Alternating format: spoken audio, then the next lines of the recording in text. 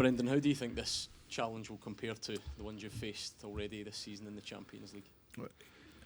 Equally as tough, and I think the world probably thinks that you play really hard games against Atalanta and Red Bull Leipzig, and then everything else is fine. But it's the Champions League. Every game is a very, very tough game, and this game will be another big examination for us.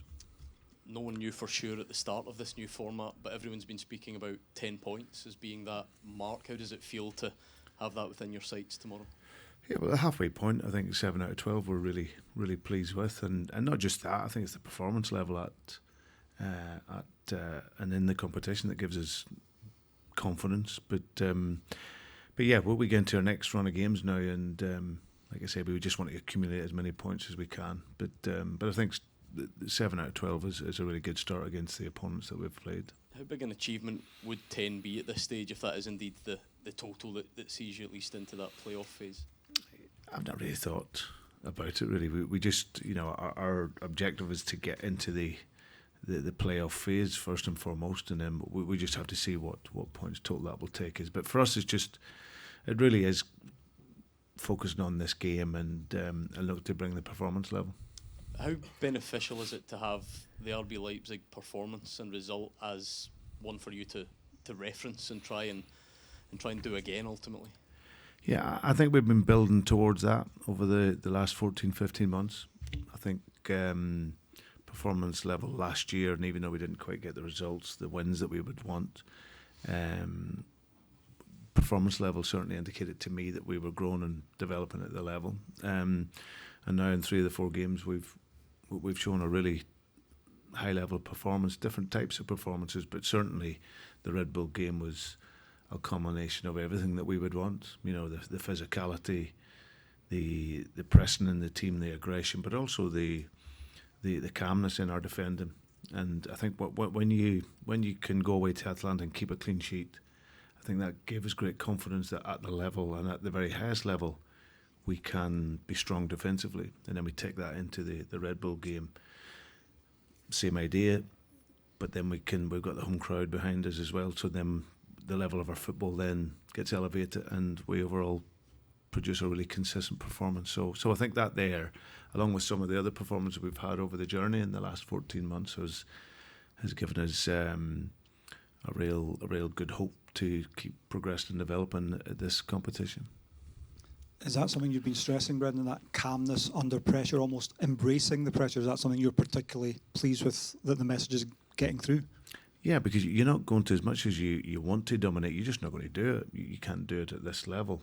You're going to have spells where the opposition, who have real quality in their squad and in their team, and will be very well coached, will make you suffer. And it's having that ability to suffer. And I think that was the great thing with the Leipzig game. We suffered. We went behind after making a really good start, so we had to weather a wee bit of a storm for 10 minutes or so. But then we grew back into the game again, and then ran out very, very convincing winners. So, but you have to be ready for it, and that's something that we're developing all the time. You said this will be a big examination for you tomorrow. How heartening is it for you that your opponents are almost certainly thinking the same thing, given your results here, Feyenoord, Bratislava, RB Leipzig? It's becoming the fortress that you wanted, or the difficult game for your opponents that you've wanted. Yeah, absolutely. I think it's for us, again, another opportunity to show the power of Celtic Park. Like, I've got absolutely no doubt that every team and their supporters will feel that their football ground is special, and really special to be that, to play there, and I respect that. But I know this club, and I know the fans, and I know the stadium, so I know how special it really is to play here and how difficult it can be.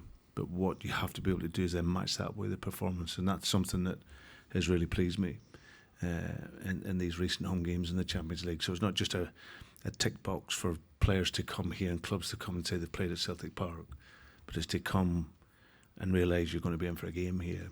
And that combination of the support base and the team making it a really difficult night.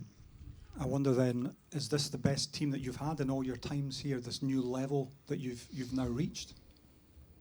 No, it's just different. I think the team I had here in the first spell was an outstanding team. This team is a different team, but it's a different generation and a different quality. So, but I've been very happy with the progress of how we've been. If you think of this time last year to where we are now, 12 months later, we're in a really good place with lots of progression still to make. Brendan, you talk about expectation at the start there. Sorry, over here.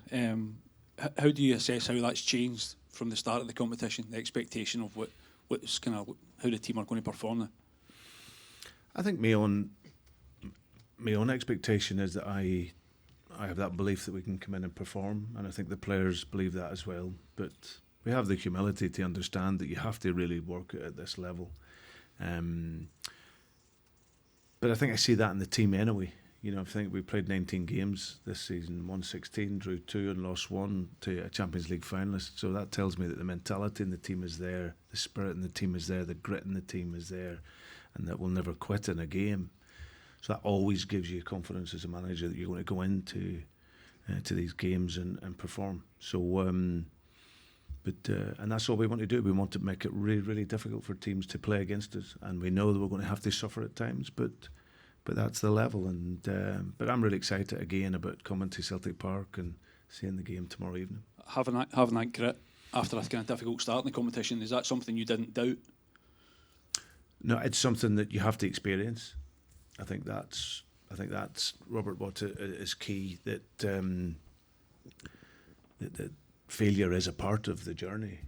And I said it at the time and was probably looked at a bit funny, but it can be that trampoline effect and it can bounce you back even higher. But it's how you deal with it, which is important. So dealing with the setback that we had that night, you can see where it's trampolined the players and bounced them forward. So it's all in how you react to the difficult moments. So this team have shown that and proven that, and I believe there's still a lot more to come. Yeah. Brendan, what specific dangers do the Blues offer? Obviously, they're very experienced in Europe in recent times, but what are the specific challenges of facing them? I think they're a really good organisation. I think, you know, watch some of the games they've had, and I watched the Villa game. Very well coached. You can see they know their role, they know their jobs. The front line's fast and dynamic. Like you say, Simon, the goalkeeper I had at Liverpool, a very experienced guy who's very calm, and so that mix of real young, hungry players and who have had experience at the level. And teams at Club Brugge they're not teams that are probably spoken about a lot, maybe in the same echelons of some of these other big names and big teams, but these are teams that you cannot underestimate. They're very experienced at the level. Got some fantastic players, a very good coach who stepped up and taken them and works them very, very well. So we have to be mindful of that. So for us, we know that, been analysing them and watching them, but what you would expect at this level, dynamic team, creative, will run, will work hard, and so it'll be a difficult opponent for us. Stephen. Brendan, have you seen the impact of the power of Celtic Park, as you refer to having an impact on opponents? Is that a real thing?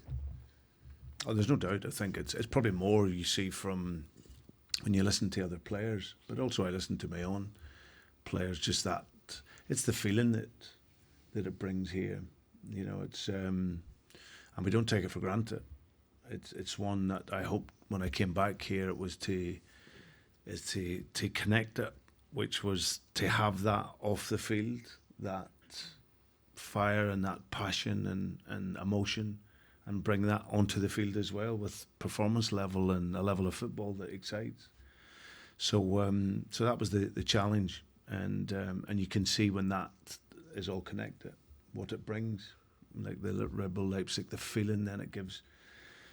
Not just for that night, but the supporters the next day and for days after, the feeling of watching their team compete at a European level and play a level of football.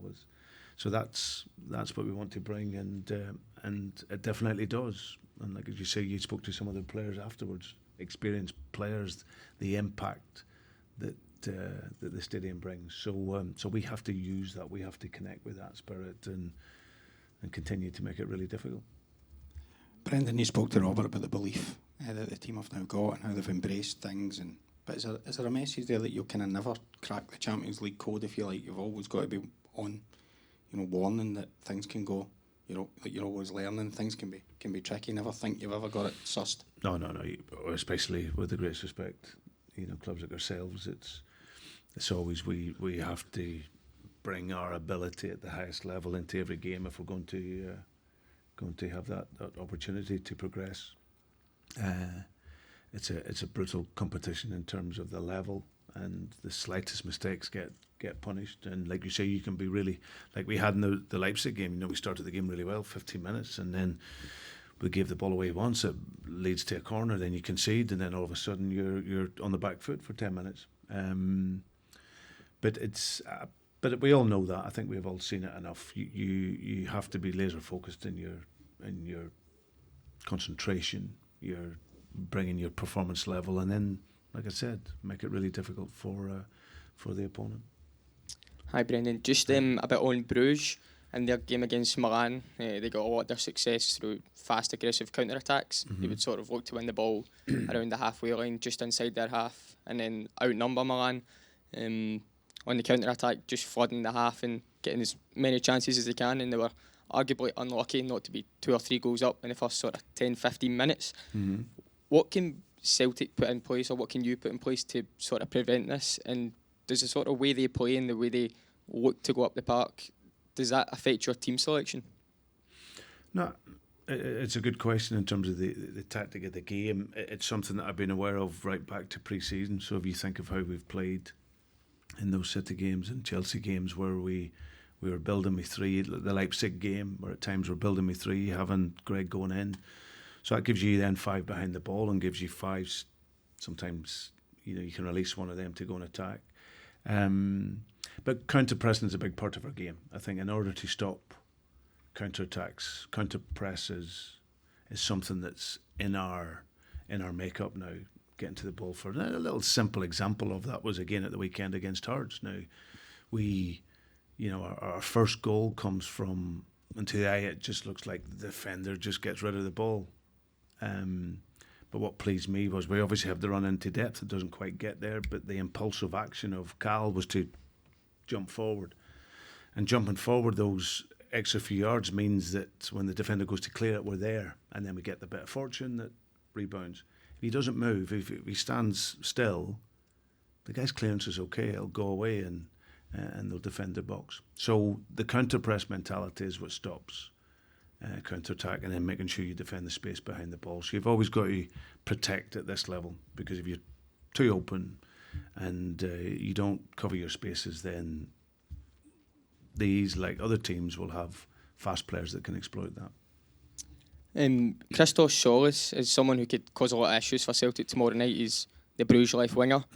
Scored 4 goals in 48 minutes at the weekend. He's got an average SOFA score rating of 7.71 in his last 10 starts, which, and just to give a comparison, Nicholas Kuhn has an average of 6.6, so that kind of tells us who we're up against in terms of the quality of player. With Alistair Johnson already on a booking from a recent European game, is it important we nullify Bruges before the ball gets to him so that it's a less of a possibility of maybe a foul being committed? Because he's a player that does get fouled as well, because in his last 10 games, again, he's been fouled on an average of 1.9 times, so just under 2, and Alistair Johnson commits an average of 1.2 fouls per game. So is it, again, important that we nullify Bruges before the ball gets to him to sort of prevent maybe an issue for the next game where Alistair Johnson might not be available? Yes. That's it. You said it. He's a very good player. He was a young player at Norwich. I remember him there, and I've seen him obviously recently for Greece as well, where I thought he was excellent. So yeah, we have to guard against all of that. Just finally, away from home, Bruges concede a lot of high goal scoring opportunities, and a man, like you said recently, you signed at Liverpool for £9 million, and at the time quoted him as one of the best goalkeepers in the Premier League. Suma Mignolet, he's kept him in a few games recently.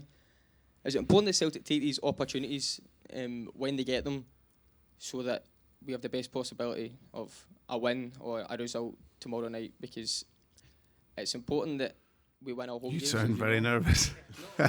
It's okay. Don't, just relax.